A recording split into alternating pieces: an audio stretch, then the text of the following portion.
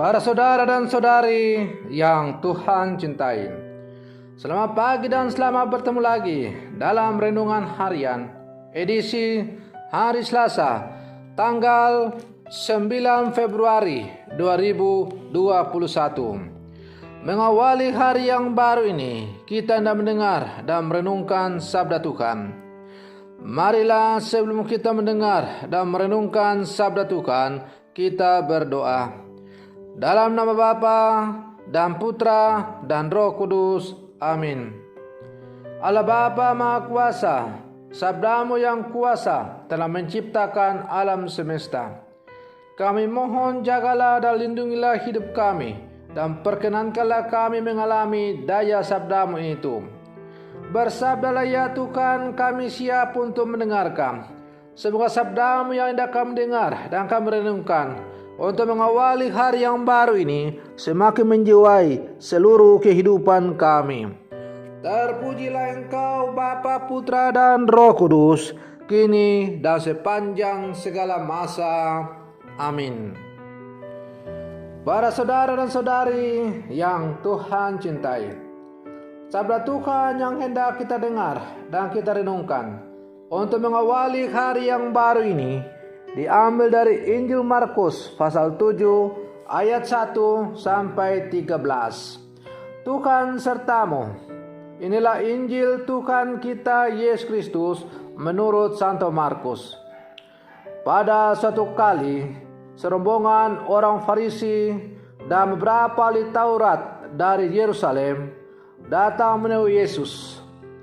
Mereka melihat bahwa beberapa orang muridnya makan dengan tangan najis, yaitu dengan tangan yang tidak dibasuh. Sebab orang-orang Farisi seperti orang-orang Yahudi lainnya tidak makan kalau tidak melakukan pembasuhan tangan lebih dahulu, karena mereka memegang pada adat istiadat nenek moyang mereka. Dan kalau pulang dari pasar, mereka juga tidak makan kalau tidak lebih dahulu membersihkan dirinya. Banyak warisan lain lagi yang mereka pegang, umpamanya hal mencuci cawan, kendi, dan perkakas-perkakas tembaga. Karena itu orang-orang Farisi dan ahli-ahli Taurat itu bertanya kepadanya, "Mengapa murid-muridmu tidak hidup menurut adat istiadat nenek moyang kita, tetapi mereka makan dengan tangan najis?" Jawabnya kepada mereka, "Benarlah nubuat Yesaya tentang kamu, hai orang-orang munafik. Sebab pada tertulis, bangsa ini memuliakan aku dengan bibirnya, padahal hatinya jauh daripada aku. Percuma mereka beribadah kepada-Ku, sedangkan ajaran yang mereka ajarkan ialah perintah manusia. Perintah Allah kamu abaikan untuk berpegang pada adat istiadat manusia." Yesus berkata pula kepada mereka, "Sungguh pandai kamu mengesampingkan perintah Allah, supaya kamu dapat memelihara adat istiadatmu sendiri. Karena Musa telah berkata, hormatilah ayahmu dan ibumu, dan siapa yang mengutuki ayahnya atau ibunya harus mati. Tetapi kamu berkata, kalau seorang berkata kepada bapaknya atau ibunya, apa yang ada padaku yang dapat digunakan untuk pemeliharaanmu sudah digunakan untuk korban, yaitu persembahan kepada Allah. Maka kamu tidak membiarkannya lagi berbuat sesuatu pun untuk bapaknya atau ibunya. Dengan demikian firman Allah kamu nyatakan tidak berlaku demi adat istiadat yang kamu ikuti aku. Dan banyak hal lain lagi seperti itu yang kamu lakukan." Demikianlah Injil Tuhan. Para saudara dan saudari yang Tuhan cintai, semua peraturan dibuat dengan tujuan tunggal, yakni demi kebaikan manusia. Karena itu, pemahaman dan penerapan peraturan itu juga harus sesuai dengan tujuan tersebut. Karena itu, setiap peraturan, bahkan termasuk peribadatan kepada Allah, tak boleh mengesampingkan kebutuhan dan kebaikan manusia. Persembahan kepada Allah tak boleh mengorbankan kebaktian kepada orang tua. Demikian pun sebaliknya. Kebaktian kepada orang tua dan ketaatan kepada warisan adat istiadat tidak boleh bertentangan dengan kehendak Allah. Para saudara dan saudari yang Tuhan cintai, Allah menciptakan segala sesuatu dengan baik dan bahkan menciptakan manusia dengan amat baik, seperti digambarkan dalam kisah penciptaan, bahwa Allah menciptakan manusia secitra dengan Dia. Pemahaman inilah yang seringkali kurang diperhatikan oleh para ahli Taurat dalam memahami dan membuat peraturan. Apalagi mereka menekankan pelaksanaan fisik dari peraturan, bukan hati. Dengan keras, Yesus menengok sikap munafik orang-orang Farisi, termasuk kita. Barang siapa bangsa ini memuliakan aku dengan bibirnya, padahal hatinya jauh daripada aku. Percuma mereka beribadah kepadaku, sedangkan ajaran yang mereka ajarkan ialah perintah manusia. Perintah Allah kamu abaikan untuk berpegang pada adat istiadat manusia.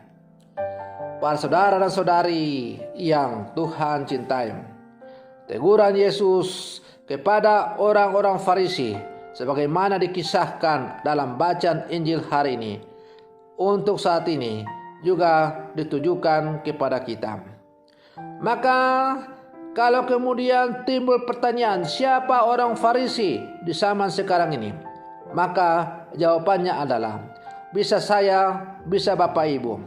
Kita semua bisa menjadi orang-orang Farisi, yaitu orang-orang yang munafik dalam menjalani hidup keagamaan. Sejauh hidup keagamaan kita hanya kita jalani sebagai rutinitas belaka dan hanya supaya disanjung dan dipuji orang. Kita dikritik sebagai orang-orang munafik apabila kita mempergunakan aturan-aturan yang ada di dalam gereja atau dalam masyarakat untuk menekan orang lain, sehingga orang tidak bebas lagi sebagai anak-anak alam. Hukum bukanlah tujuan dari hidup manusia, tetapi hukum adalah sarana untuk mengantar manusia bertemu dengan alam. Maka hukum itu harus bisa menjadi sarana untuk mengantar kepada yang tertinggi, pencipta segala hukum, ialah Allah itu sendiri. Maka kalau hukum itu pada akhirnya tidak membuat manusia bebas sebagai anak-anak Allah dan tidak mengantar manusia untuk bertemu dengan Allah, maka hukum itu patut dipertanyakan. Para saudara dan saudari yang Tuhan cintai, karena itu ajaran Gereja Katolik dengan tegas mengatakan bahwa hukum tertinggi adalah keselamatan jiwa-jiwa orang beriman. Keselamatan orang-orang beriman menjadi hukum yang terutama karena bersumber dari belas kasih Yesus. Cinta Yesus yang mendalam kepada manusia yang dibuktikan dengan rela mati di manusia adalah karena cintanya supaya manusia jangan ada yang binasa. Ia mau supaya semua manusia ciptaan Allah mendapat rahmat keselamatan oleh belas kasihan Allah itu. Oleh karena itu, peraturan-peraturan yang dibuat dalam kehidupan kita oleh siapapun, termasuk peraturan-peraturan yang dibuat oleh gereja, tidak boleh untuk menghalangi manusia bertemu dengan alam.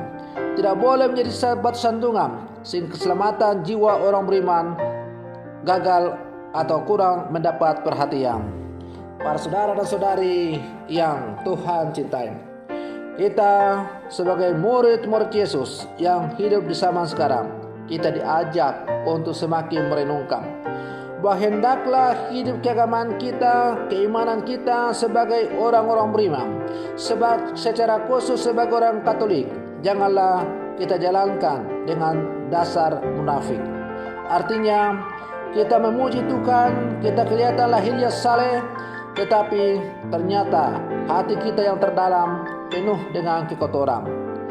Gambaran luar itu tidak penting.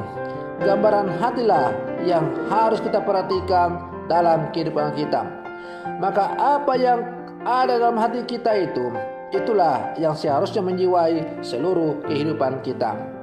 Maka kalau kita sungguh-sungguh beriman dan percaya kepada Tuhan, maka hendaklah iman kita itu sungguh menjiwai kehidupan kita yang kita tampakkan dalam yang lahiriah dalam kehidupan kita. Maka marilah para saudara dan saudari yang terkasih, sebagai murid-murid Yesus, orang-orang beriman yang hidup sama sekarang, kita semakin menjalani hidup keagamaan kita dengan penuh semangat, dengan penuh cinta kasih demi untuk keselamatan kita dan demi keselamatan sesama kita. Semoga demikian. Selamat pagi, Tuhan Yesus memberkati.